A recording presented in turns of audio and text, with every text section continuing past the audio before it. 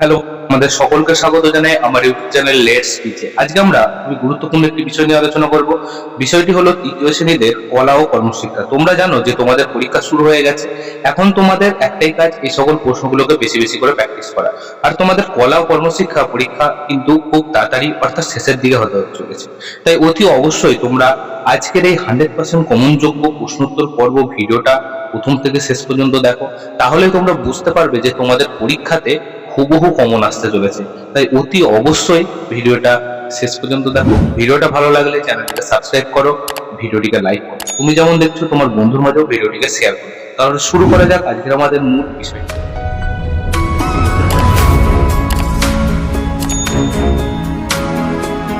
এবারে তোমাদের যে পরীক্ষাটা হচ্ছে তার পূর্ণমান হচ্ছে 15 এবং হচ্ছে সময় 30 মিনিট।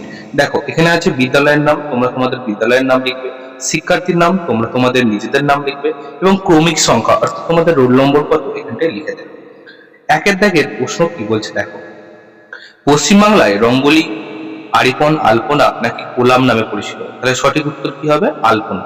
ঢাক সাধারণত একটি নাকি দুটি নাকি তিনটি কাঠি দিয়ে বাজানো হয়? দুটি কাঠি দিয়ে বাজানো হয়। খগেনের মামা শ্বশুর হলেন আদ্যনাথ, কৃষ্ণমোহন নাকি শ্যামবাগচি? তাহলে সঠিক উত্তর হবে আদ্যনাথ। কমলা রং তৈরি হয় লাল নীল, নীল হলুদ ও লাল হলুদ রং মিশিয়ে। তাহলে সঠিক উত্তরটা কি হবে? লাল হলুদ মিশিয়ে। সাগিনা মাহাতো এর স্রষ্টাকে? দেখো এখানে এই যে তিনটে দেয়া আছে, এই তিনটের মধ্যে কোনোটাই হবে না। তাহলে সঠিক উত্তরটা কি হবে? সঠিক উত্তরটা যেটা হবে সেটা হলো, দেখো আমি এখানে লিখে দিচ্ছি, গৌর কিশোর ঘোষ। ঠিক আছে, সঠিক উত্তরটা হবে গৌর কিশোর ঘোষ। ইনি হলেন সাগিনা মাহাতোর স্রষ্টা। দুয়ের দাগে দেখো বলছে নিচের বন্ধনের মধ্য থেকে সঠিক শব্দ দিয়ে শূন্যস্থান পূরণ করো। শূন্যস্থানে কি কি আছে? রং, নন্দলাল বসু, খয়েরি, লেজ, সুতি নাটক।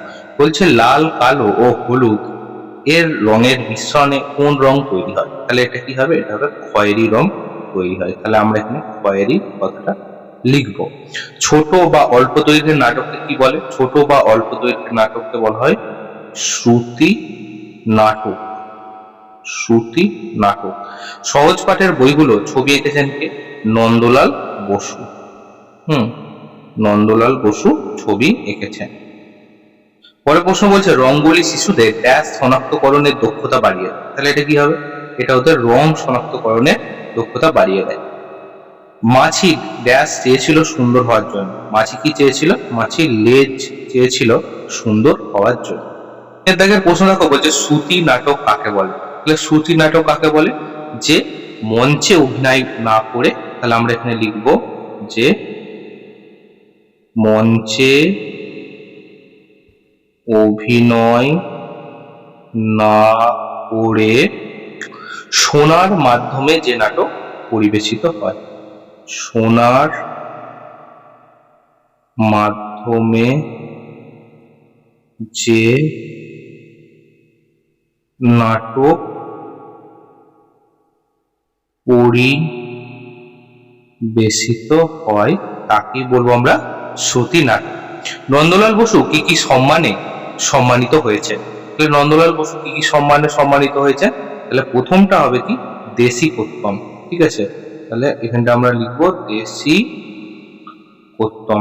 তারপর কি? তারপর হচ্ছে ডিলিট। ডিলিট পেয়েছেন তিনি। আর কি পেয়েছেন? আর পেয়েছেন পদ্মবিভূষণ। তাহলে আমরা এখানে লিখবো পদ্মবিভূষণ। কত সালে?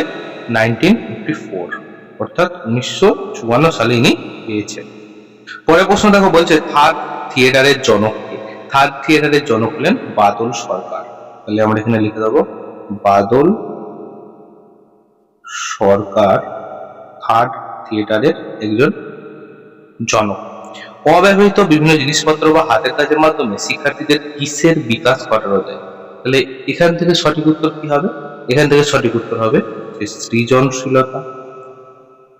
সৃজনশীলতা ও কল্পনা শক্তির বিকাশ। কল্পনা শক্তি। পরের দেখো প্রশ্ন কি? পরের প্রশ্ন দেখো বলছে রঙ্গোলি কাকে বলে? তাহলে সঠিক উত্তরটা কি হবে? রঙ্গোলি হলো ভারতের একটি ঐতিহ্যবাহী লোকশিল্প, যেখানে বিভিন্ন উৎসব যেমন দীপাবলি, পূজা পার্বণ বা শুভ অনুষ্ঠানে বাড়ির প্রবেশদ্বারে বা মেঝেতে চালের গুঁড়ো, আবির, ফুলের পাপড়ি বা রঙিন বালু দিয়ে নান্দনিক ও আলপনামূলক যে নকশা তৈরি করা হয় সেটাই হলো রঙ্গোলি। রঙ্গোলি মূলত সুখ, সমৃদ্ধি এবং মঙ্গল কামনার একটা কিন্তু প্রতীক। ঠিক আছে, চলো। তাহলে বন্ধুরা, আজকে আমরা তৃতীয় শ্রেণীতে কলা ও কর্মশিক্ষা বিষয়টা নিয়ে আলোচনা করলাম।